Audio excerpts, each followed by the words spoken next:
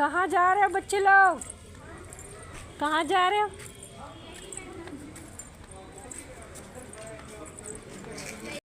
क्या चल रहा है बताओ। बताओ क्या सीखे बच्चे लोग, क्या क्या जानकारी हासिल कर सकते हैं।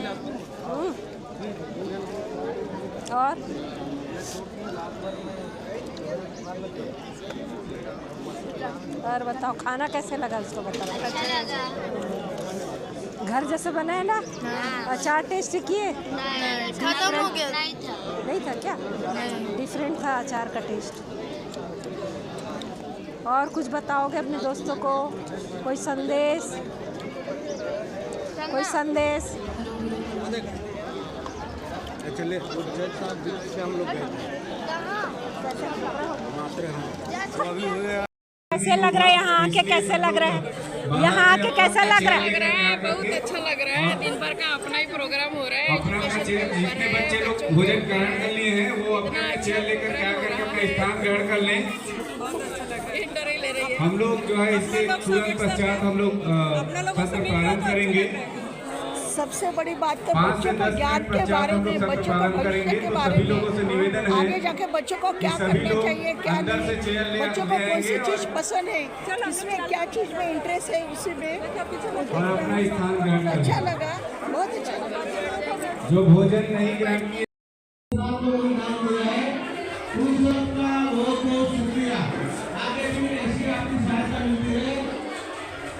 और भैया कुछ बोलिए। सभी को जय भीम, जय संविधान। और मैं जो यहाँ पर मूवमेंट 21 की ओर से हूँ और हमारी मासिक पत्रिकाएं हैं उसके बारे में, और साथ ही साथ हमारी वार्षिक कैलेंडर है जिसे हम यहाँ पर लोगों को अवगत करा रहे हैं कि इन्हें लीजिए और बहुजन समाज के बारे में बेहतर से बेहतर जानकारी इसमें दी गई है। पढ़िए और समझिए और आगे बढ़िए। Thank you. और यहाँ क्या जानकारी मिला, कैसा लगा क्या आपको?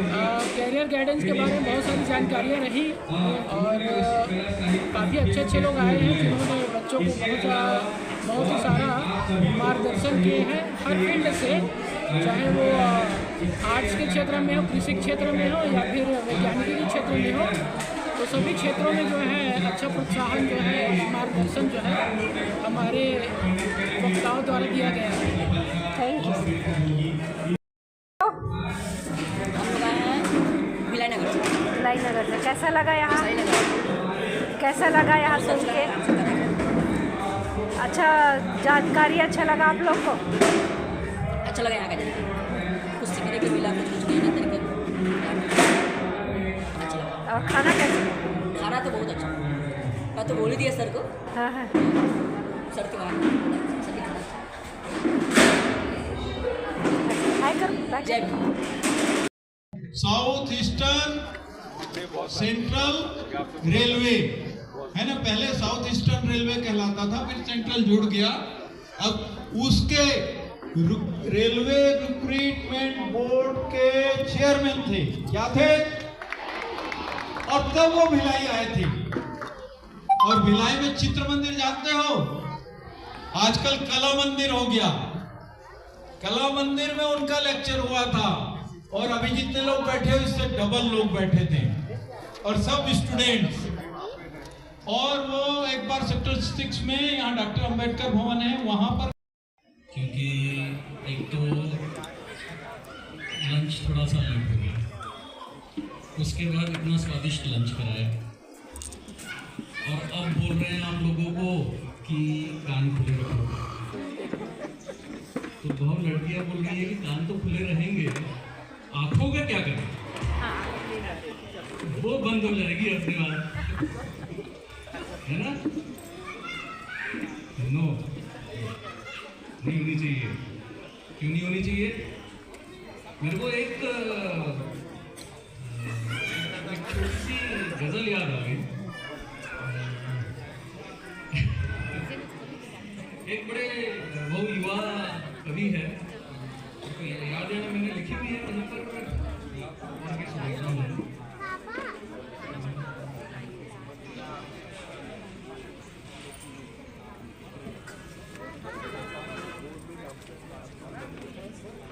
हाँ, तो एक मैं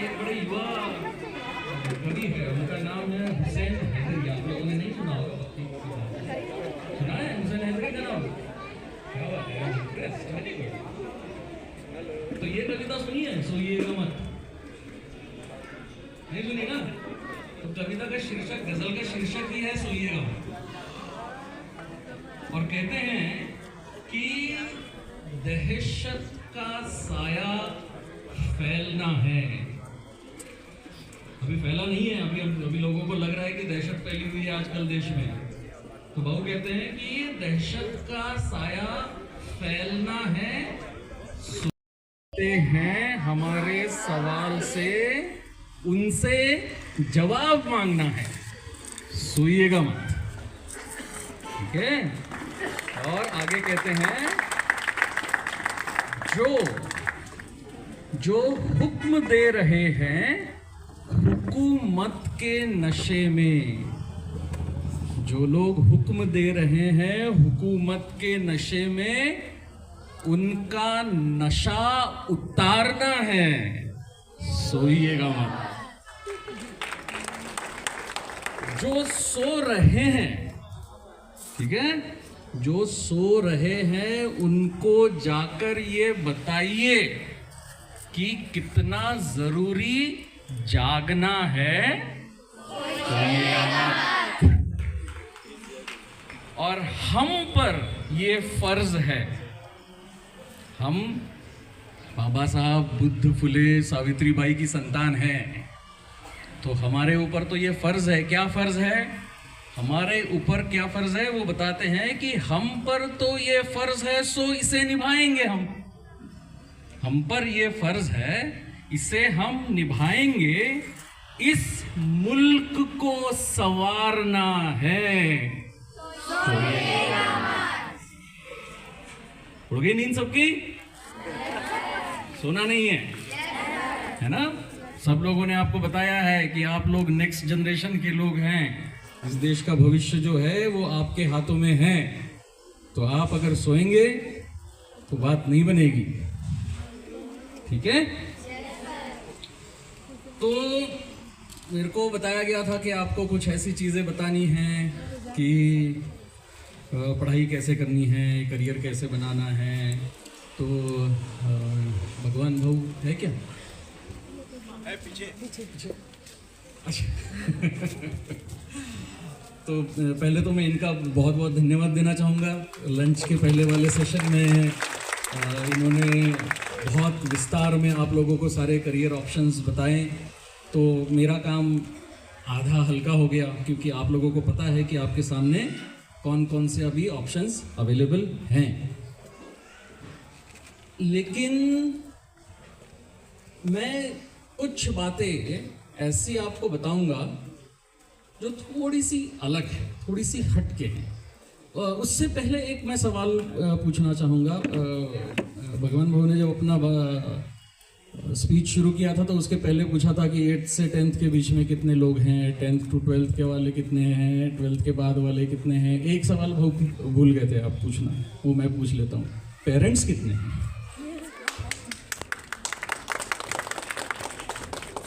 ओके, थैंक यू।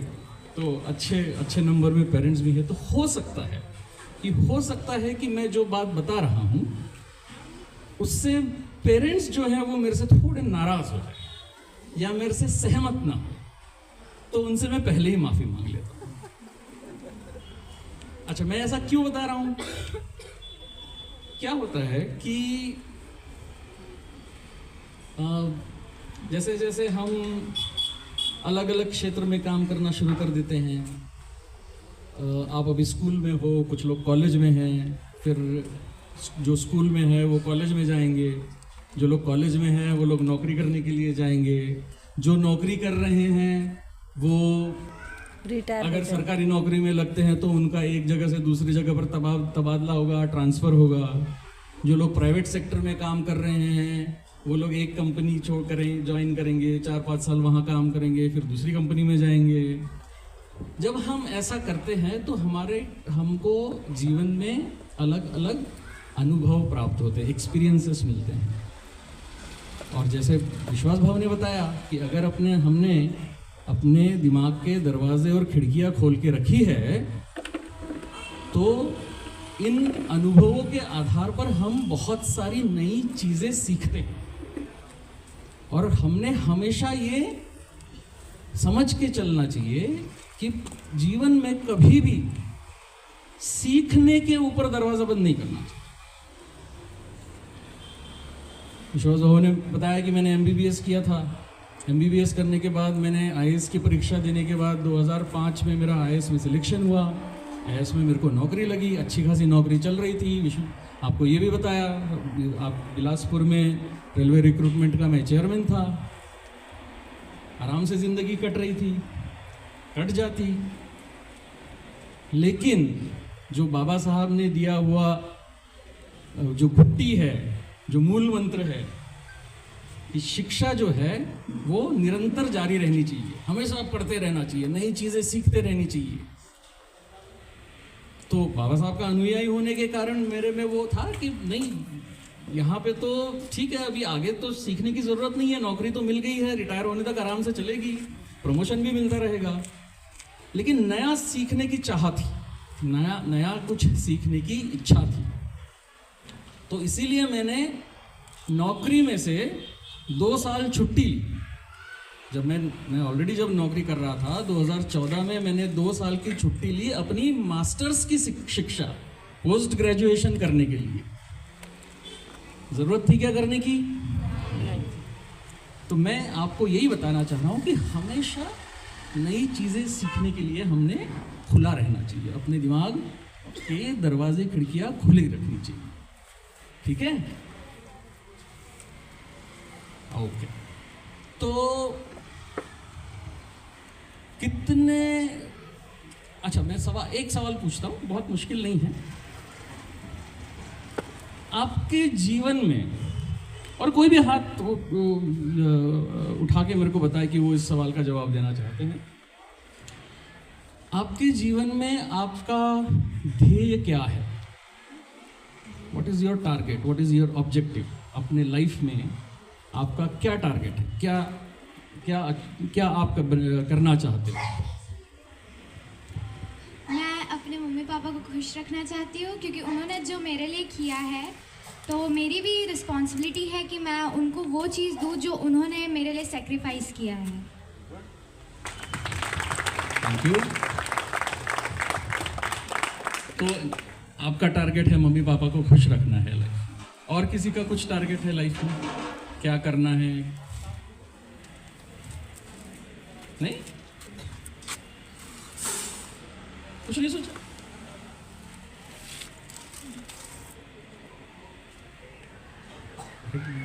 लड़कियां तुम लोगों से आगे निकल रही है।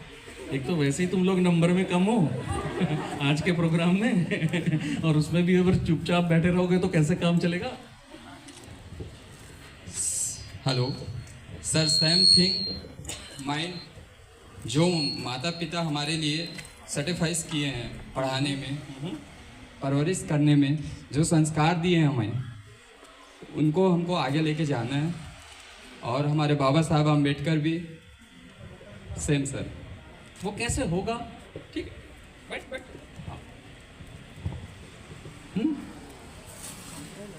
कैसे होगा?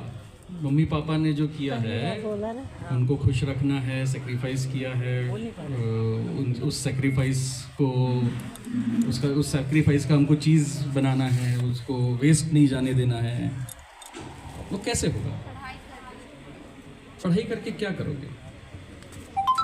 क्या अचीव होगा पढ़ाई करके? क्या हासिल होगा? बोलो। हाँ।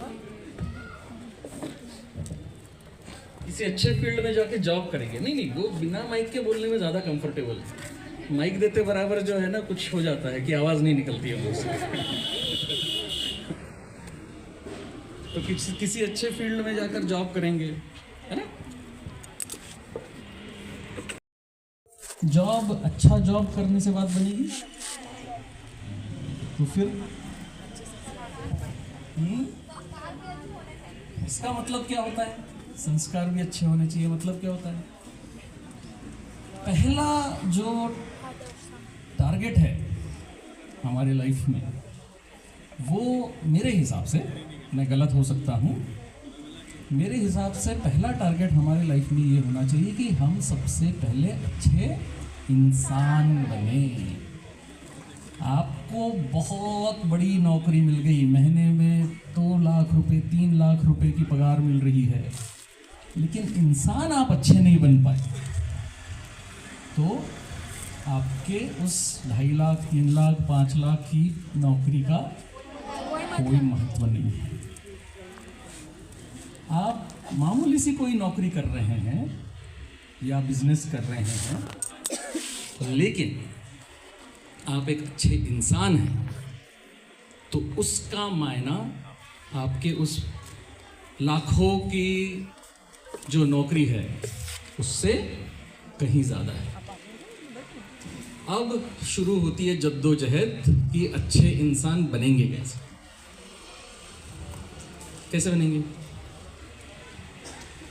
एक तो है माँ बाप ने संस्कार दिए हैं, वो तो है ही, लेकिन आप लोग अभी जिस उम्र में हैं, तो इस उम्र का ये तकाजा होता है कि माँ बाप ने जो बोला है उसके एग्जैक्टली अपोजिट करना है ना? ये स्वाभाविक सी बात है। उसको अंग्रेजी में जनरेशन गैप कहा जाता है कि मम्मी पापा को तो कुछ समझ नहीं आता है ना, उनको तो पता ही नहीं है कि YouTube में जो है वो बहुत सारी इन्फॉर्मेशन वाले भी वीडियो होते हैं। उनको तो लगता है कि हम लोग ऐसे टाइम पास वाले ही वीडियो देख रहे हैं। YouTube में तो इन्फॉर्मेशन वाले वीडियो होते हैं कि नहीं होते हैं? होते हैं ना। मम्मी पापा को तो पता ही नहीं है। हम तो यानी दिन में अगर हम 8 घंटा YouTube देख रहे हैं, कितने लोग देखते हैं 8 घंटा YouTube? 1-2 हाथ ऐसे धीरे धीरे करके ऊपर उठ रहे हैं। अच्छा हाँ 4 घंटा रीजनेबल है ना, बार्गेन कर लेते हैं। 4 घंटा 4 घंटे के लिए थोड़े से लोग हाँ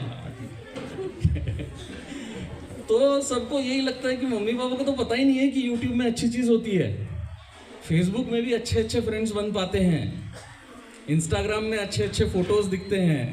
तो इसलिए मम्मी पापा ने बोला कि YouTube मत देखो, तो हम तो भाई YouTube जरूर देखेंगे।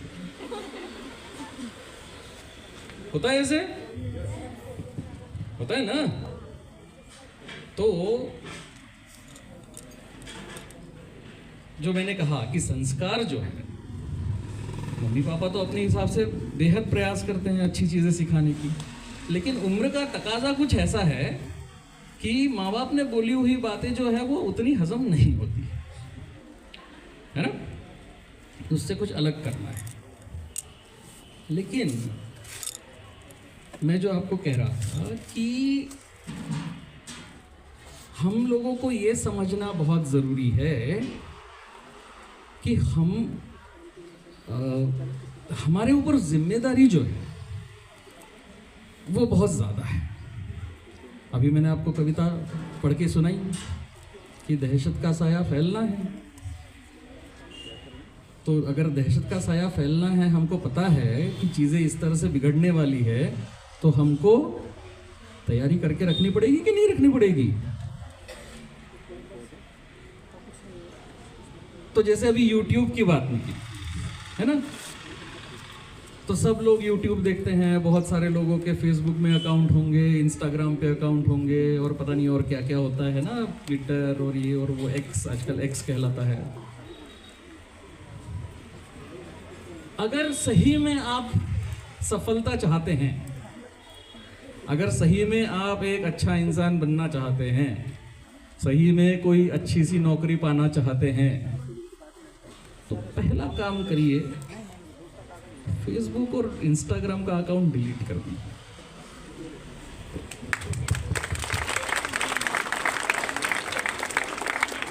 आप सोच रहे होंगे कि मैं ये क्या बात बकवास किए जा रहा हूँ ये कैसे हो सकता है? फेसबुक अगर डिलीट कर दिया तो दोस्तों के साथ कांटेक्ट कैसे होगा? अपने फोटो शेयर कहाँ पे करेंगे? इंस्टाग्राम अगर नहीं रहा तो फोटो कहाँ भेजेंगे? बराबर है ना। लोगों को कैसे दिखाएंगे कि हम कितने डैशिंग है, कितने स्मार्ट है और पता नहीं क्या क्या। जो अभी आजकल बहुत बात चल रही है ना, विकसित भारत बनाने की, डेवलप्ड इंडिया बनाने की, डेवलप्ड कंट्रीज डेवलप्ड क्यों होती है पता है? अभी लगता है लोगों को कि वहाँ बहुत बड़ी बड़ी मशीनें हैं, बहुत बड़े बड़े रास्ते हैं और बहुत सब हाईटेक होता है और सारी जो टेक्नोलॉजी है वो वहाँ पर होती है, वो इसीलिए डेवलप्ड होती है। वो नहीं है। अच्छा, ये मैं ना आपको अनुभव के आधार पर बता रहा हूँ। मैंने बोला था ना कि मैंने पोस्ट ग्रेजुएशन के लिए 2 साल की छुट्टी ली थी, तो मैंने मेरा जो पोस्ट ग्रेजुएशन है, मास्टर्स जो है, वो अमेरिका में जाके किया था। तो मैं 2 साल यूएसए में रहा था 2014 से 2016 तक, और उसके आधार पर मैं आपको ये बता रहा हूं, विकसित देश सिर्फ टेक्नोलॉजी के कारण विकसित नहीं होता है। विकसित देश होता है लोगों की सोच के कारण। वहाँ के जो लोग हैं वो वैज्ञानिक आधार पर, साइंटिफिक टेम्पर जिसको कहते हैं ना अंग्रेजी में, विज्ञान के आधार पर सोचते हैं, उस हिसाब से काम करते हैं। तो उन देशों को ये पता चला कि भाई हमारे आने वाली नस्ल जो है, आने वाली जो जनरेशन है, वो ये इंस्टाग्राम, फेसबुक, ट्विटर, इनके कारण जो है उनकी वो दिशा भटक रहे हैं। तो ऑस्ट्रेलिया में अभी उन्होंने एक कानून पारित किया कि जिसमें स्कूल में मोबाइल अलाउड नहीं है और 16 साल तक बच्चे सोशल मीडिया का अकाउंट नहीं खोल सकते। उनकी समझ में आ गई बात कि अगर यंग जनरेशन को सही डायरेक्शन में लेकर जाना है तो ये सोशल मीडिया जो है वो बड़ा ही डेंजरस है। तो अगर हम चाह रहे हैं कि हम उनके जैसा बने, डेवलप्ड हो जाए, तो सिर्फ बड़े बड़े रास्ते, बड़े बड़े एयरपोर्ट, बड़े बड़े रेलवे स्टेशन बनने से बात नहीं होगी। हमको अपनी सोच भी वैसे बदलनी पड़ेगी। न्यूयॉर्क सिटी का नाम सुना है? न्यूयॉर्क सिटी, अमेरिका, सुना है ना? न्यूयॉर्क सिटी में 8वीं से 10वीं क्लास के जो बच्चे हैं, आप लोगों में से मैक्सिमम लोग 8वीं के ऊपर वाले ही है ना, कि 8वीं 8th के नीचे भी है, 7th 6th वाले भी कोई है नहीं। सो 8th से 12th के जो बच्चे थे स्कूलों के, उन्होंने एक मूवमेंट शुरू किया, एक संगठन शुरू किया जिसका नाम है नियो लडाइट मूवमेंट। अब वो क्या है मैं समझाता हूं आपको 2 मिनट में। लडाइट मूवमेंट नाम का एक मूवमेंट हुआ करता था 19वीं शताब्दी में, यानी 1850-1860 के आसपास। किसी ने नाम सुना है क्या नियो लडाइट मूवमेंट का? इतिहास में, इतिहास याद आ रहा है किसी को? नहीं पता। अच्छा, इंडस्ट्रियल रिवॉल्यूशन किसी ने नाम सुना था? इतिहास में पढ़ा था 8th 9th 10th में। औद्योगिक क्रांति पता है ना? औद्योगिक क्रांति क्या थी? औद्योगिक क्रांति याद आ रहा है कुछ? क्या था औद्योगिक क्रांति का? क्या मतलब था? नहीं, माइक नहीं देता हूं, ऐसे ही नहीं याद आ रहा। औद्योगिक क्रांति का मतलब था कि पहले मशीनों का आविष्कार नहीं हुआ था, तो सब काम जो है वो हाथ से होता था, है ना? तो अगर जूता बनाना है तो वो हाथ से बनाया जाता था, कपड़ा बुनना है तो वो हाथ से किया जाता था, सब कुछ हाथ से होता था। फिर जब मशीन का आविष्कार हुआ और सारे काम जब मशीन से शुरू होने लगे, उस प्रक्रिया को औद्योगिक क्रांति कहा जाता है। इंडस्ट्रियल, संक्षेप में, वैसे तो बहुत बड़ा डेफिनेशन है उसका, लेकिन शॉर्ट में आपको बता रहा हूँ। तो उसको हम इंडस्ट्रियल रिवॉल्यूशन कहते थे कि इंडस्ट्रीज आने लगी बड़ी बड़ी, क्योंकि मशीन का आविष्कार हुआ। कौन से सबसे पहले ये क्यों हुआ? कौन सी मशीन आई थी वो जिसकी वजह से इंडस्ट्रियल रिवॉल्यूशन हुआ? एक ऐसी मशीन थी, क्या किसी ने बोला?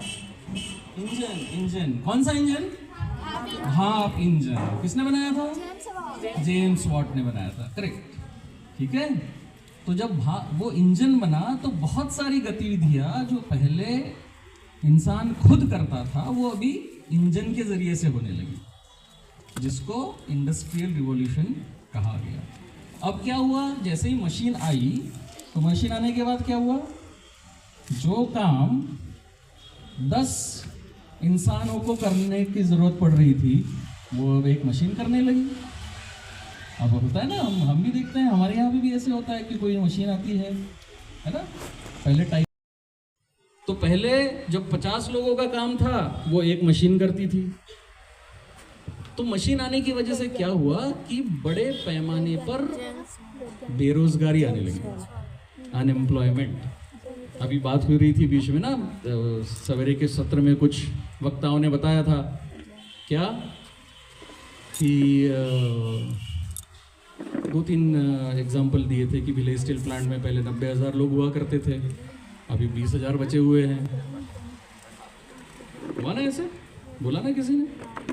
अभी आपको पता है ना, एक नई चीज़ आने वाली है, अभी ऑलरेडी अमेरिका में आ चुकी है, हमारे यहाँ पे भी 2-3 साल में आ जाएगी। ड्राइवरलेस कार के बारे में सुना है किसी ने? ड्राइवरलेस कार, बिना ड्राइवर की कार, ऐसी कार जिसमें ड्राइवर होगा ही नहीं, वो अपने आप चलेगी। और मैं जैसे बता रहा हूं कि ये कोई कल्पना वाली बात नहीं है, अभी ये हो चुका है। अभी अमेरिका में ऑलरेडी ये बिना ड्राइवर की कारें चल रही है। टेस्ला के अलावा और बहुत सारी कंपनीज ने बनाई हैं। तो वो कार जो है वो अपने आप देख लेती है कि कहाँ भीड़ है, रेड सिग्नल आ गया तो ब्रेक लगाना है, एवरीथिंग इज ऑटोमेटिक। तो उस जमाने में वैसा हुआ जो मैं बता रहा हूँ आपको, 1850 का समय जब था, जब स्टीम इंजन आया और मशीन आने लगी, तो बहुत बड़े पैमाने पर लोगों की नौकरियां जाने लगी। सबसे ज्यादा इसका जो इम्पैक्ट पड़ा वो पड़ा हैंडलूम के क्षेत्र में। करघा होता है ना, हथकरघा जिसको बोलते हैं, जिससे कपड़ा बुना जाता है, जिसको हैंडलूम कहते हैं। तो पहले हाथ से कपड़ा बुना जाता था, अब मशीन वाला लूम आ गया तो मशीन से कपड़ा बनने लगा। तो जिनकी नौकरियां चली गई, तो एक पात्र है उस समय में, उसका नाम था नेड लड, NED, नेड LUDD, लड। तो कहते हैं ऐसा, अब उसका कोई प्रमाण नहीं मिला है कि ऐसा कोई व्यक्ति अस्तित्व में था या नहीं, लेकिन लोग कहते हैं कि ऐसा कोई व्यक्ति था नेड लड नाम का। तो वो क्या करता था, वो व्यक्ति जाके जहाँ जहाँ वो स्टीम इंजन के आधार पर कपड़ा बनने वाली मशीन लगती थी, उस मशीन को जाके तोड़ देता था। तो उसके जो फॉलोअर्स थे, उसके जो अनुयायी थे, उनको लडाइट कहा जाता है, लडाइट। तो वो लोग क्या करते थे, बेसिकली वो लोग टेक्नोलॉजी के विरोध में थे कि भाई टेक्नोलॉजी आने की वजह से हमारी नौकरियां जा रही है, तो जो टेक्नोलॉजी आई है उसको तोड़ दो तो हमारी नौकरियां बची रहेंगी। इसलिए वो लोग जाके वो मशीन वाली जितनी भी फैक्ट्रियां होती थी उनको तोड़ देते थे। ठीक है, ऐसे लोगों को लडाइट कहा जाता है। अब तो बेसिकली उसका थोड़ा सा एक नकारात्मक निगेटिव कोनोटेशन था उसका, लडाइट वर्ड का, कि जो टेक्नोलॉजी के विरोध में है। अब जो हो रहा है, मैं जो आपको बता रहा था, अमेरिका में आपकी उम्र के जो बच्चे हैं, आपकी उम्र के बच्चे, वो क्या कर रहे हैं, उन्होंने अपना एक संगठन तैयार किया जिसको बोला नियो लडाइट, यानी नई तरह के लडाइट। और उन्होंने क्या किया, उन्होंने कहा कि हम टेक्नोलॉजी के विरोध में नहीं हैं, लेकिन वो टेक्नोलॉजी जिसकी वजह से हमको हानि होने वाली है, हम उसका विरोध करते। तो ये 8वीं से 12वीं के बच्चे जो है, उन्होंने खुद से ये निर्धारित किया कि हम स्मार्टफोन का इस्तेमाल नहीं करेंगे। आप समझ रहे हो बात को? मैं आपके उम्र के बच्चों की बात कर रहा हूं। आपको मैं ये इसलिए बता रहा हूं कि दुनिया जो है, जो विकसित देश जो है, वो किस दिशा में सोच रहे हैं, ये आपको अभी समझना पड़ेगा। अगर हम अभी नहीं समझे तो हम कभी नहीं समझेंगे, क्योंकि ऑलरेडी ये जो टेक्नोलॉजी है हमारे दिमाग को ये पूरी तरह से जो है एक जहर जैसा हमारे दिमाग में घोला जा रहा है। व्हाट्सएप मैसेजेस आते हैं, उसके ऊपर हम विश्वास करना शुरू कर देते हैं। व्हाट्सएप में जो लोग चीज़ों को वायरल करते हैं हम उसको सही समझना शुरू कर देते हैं, उसके आधार पर हम अपना मत बनाने लगते हैं, हमारी सोच उससे निर्धारित हो रही है। तो उस देश में ऐसा चल रहा है कि ये टेक्नोलॉजी हमारे लिए हानिकारक है, हम उस टेक्नोलॉजी को नहीं अपनाएंगे, ऐसा 8वीं से 12वीं कक्षा के बच्चे निर्धारित कर रहे हैं। वो ऐसा क्यों कर पा रहे हैं? अब सेकंड सवाल ये पैदा होता है, और ये फिर अगेन सिर्फ 8वीं 12वीं के बच्चों के लिए नहीं बता रहा हूँ मैं, ये सभी जो हमारे यंगस्टर्स हैं, चाहे वो कॉलेज में हो, चाहे वो जॉब के लिए तैयारी कर रहे हो, उनके लिए बता रहा हूँ मैं। ये समझ, ये सोच तब आती है जब हम ज़्यादा चीज़ों को पढ़ते हैं।